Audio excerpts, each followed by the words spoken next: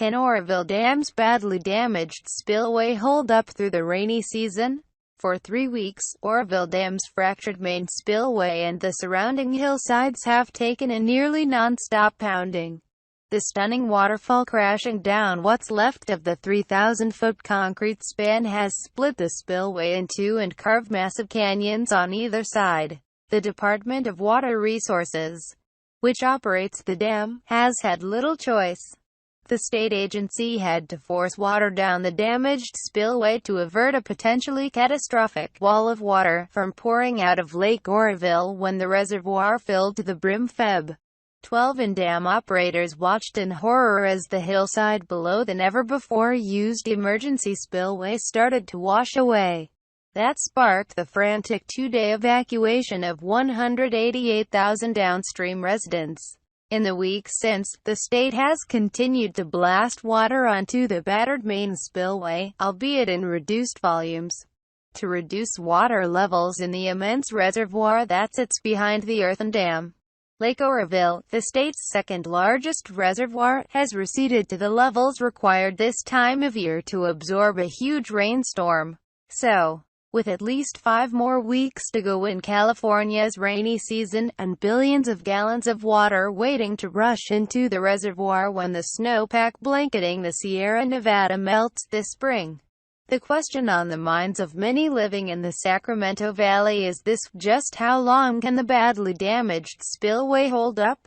In practical terms, DWR officials are hoping the spillway can operate in its hobbled state through the rainy season, which this year is on pace to break records. Typically, the season stretches into April. According to several independent experts contacted by the Sacramento Bee, that appears to be a realistic goal. Even with a fissure as long as a football field cutting across the midsection of the structure, they say the damaged chute appears strong enough to make it through spring.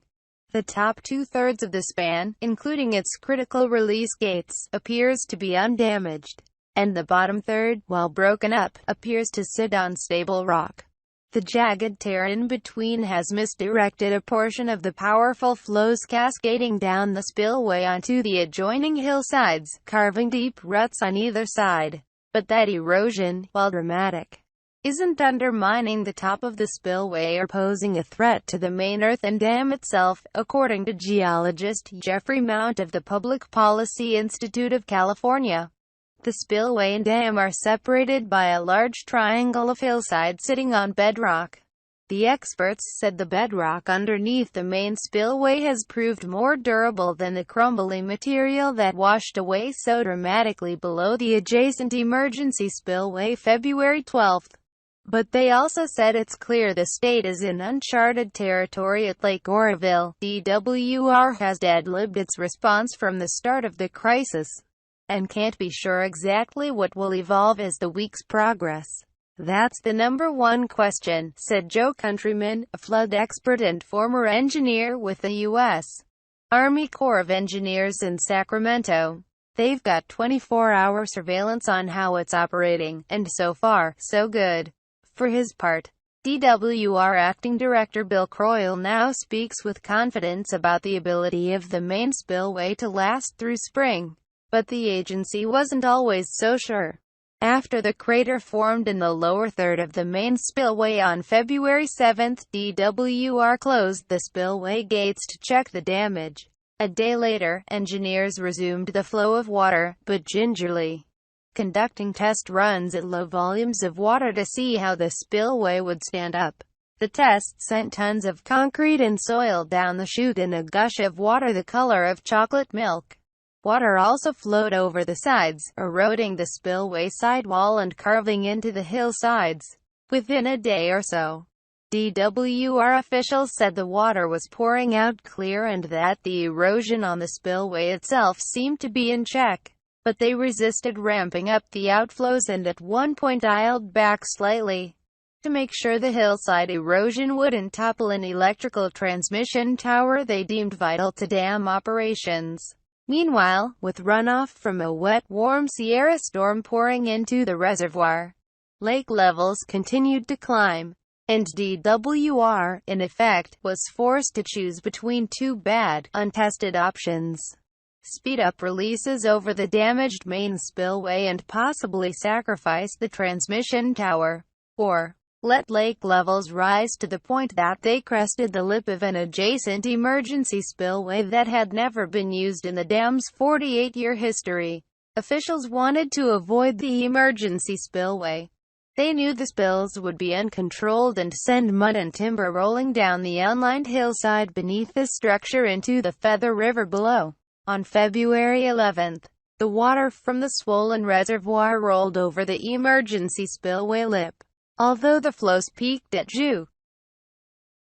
On February 11, the water from the swollen reservoir rolled over the emergency spillway lip.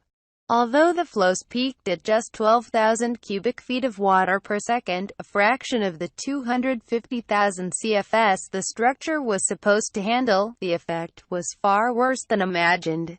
On the afternoon of February 12, the hillside directly beneath the spillway was eroding fast and on the verge of collapse. The hillside looked like flour being blown off by a fire hose. J. David Rogers, a dam expert with the Missouri University of Science and Technology, recalls being told by an engineer at the scene, "In one area, the erosion came dangerously close to the emergency spillway's concrete apron. If the water were allowed to eat away those remaining yards, officials feared it would undercut the emergency structure. That would have sent an uncontrolled blast of deadly, fast-moving water down the Feather River, flooding a vast swath of the eastern Sacramento Valley from Oroville to Yuba City." The crisis was averted when dam operators gambled on the broken main spillway.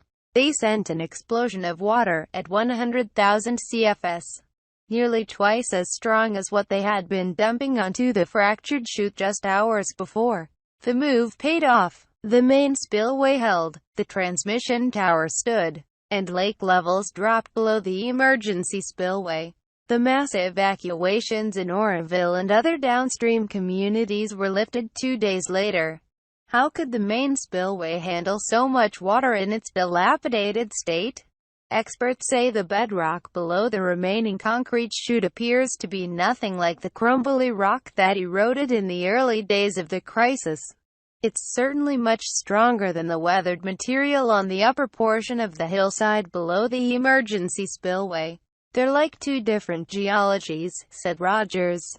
One's severely weathered, and the other one isn't. The other one is youthful and fresh and hard.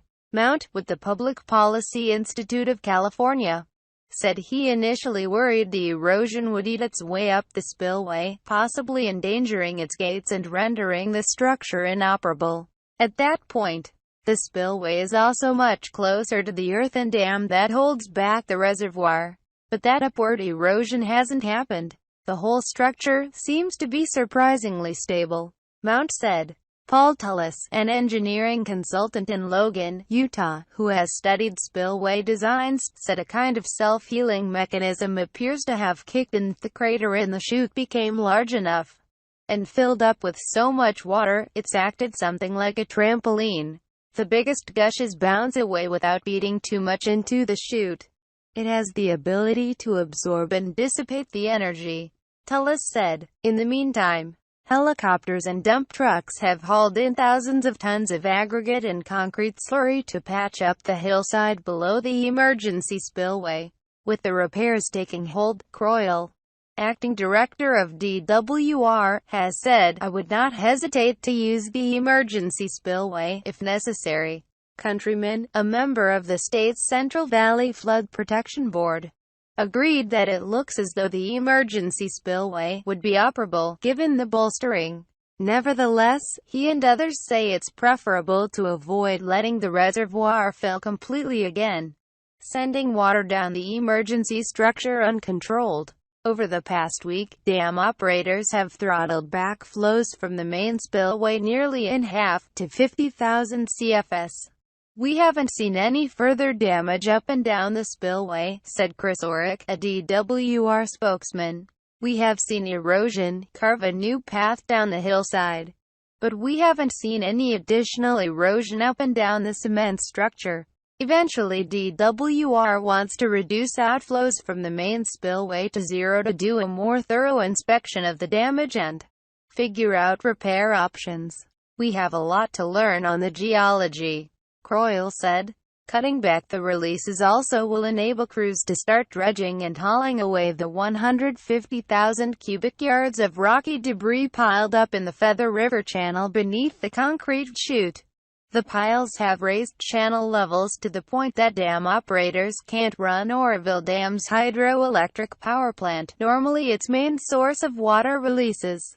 We are going to come in with barges, with heavy equipment on them, and just create a channel that will allow the normal flow of water to return, Oric said. We're days away from that. Resuming operations at the hydro plant would play a small but pivotal role in the dam's overall recovery. The power plant can only release about 14,000 CFS, a fraction of what the main spillway can discharge. But that could handle a major portion of the Sierra snowmelt that will flow into the reservoir this spring and summer, Countryman said. The hope, eventually, is that DWR can shut down the main spillway and start a permanent fix. Croyle has said he wants the spillway repaired, or maybe rebuilt. We are going to come in with barges, with heavy equipment on them, and just create a channel that will allow the normal flow of water to return, Oric said. We're days away from that. Resuming operations at the hydro plant would play a small but pivotal role in the dam's overall recovery. The power plant can only release about 14,000 CFS, a fraction of what the main spillway can discharge. But that could handle a major portion of the Sierra snowmelt that will flow into the reservoir this spring and summer, Countryman said. The hope, eventually, is that DWR can shut down the main spillway and start a permanent fix. Croyle has said he wants the spillway repaired, or maybe rebuilt in another location, in time for the next rainy season, which begins in October.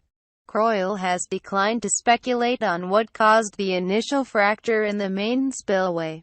The Federal Energy Regulatory Commission, which licenses the dam, has ordered the state to open an investigation into the cause as soon as feasible, in part because the findings could influence how the repairs proceed. Some outside experts already have weighed in with theories as to why the chute, rated to handle 250,000 CFS, broke open February 7 with a relatively modest 55,000 CFS pouring down.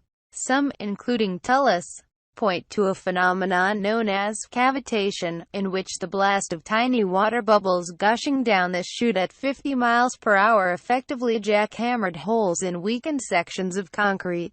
Others, such as Rob Moss, a professor of geotechnical engineering at Cal Poly San Luis Obispo, speculate that roots from trees growing along the chute expanded weaknesses in the concrete. Rogers, the dam failure expert from Missouri, said the spillway may have had cracks that weren't properly patched. He also theorized the failure may have been tied to California's 5-year drought. The aging spillway could have weakened as it underwent contractions due to the sudden heavy soaking following years of dry weather.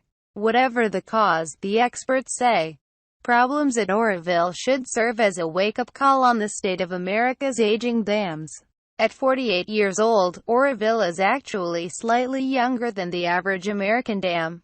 According to the American Society of Civil Engineers, the average age of the 84,000 dams in the country is 52 years. The aging issues are without precedent, Rogers said. You're going to see failure modes that you haven't commonly seen before. Read more here. http://www.sacb.com/news/state/california/water-and-droughts/article 134918039.html #storylink =CP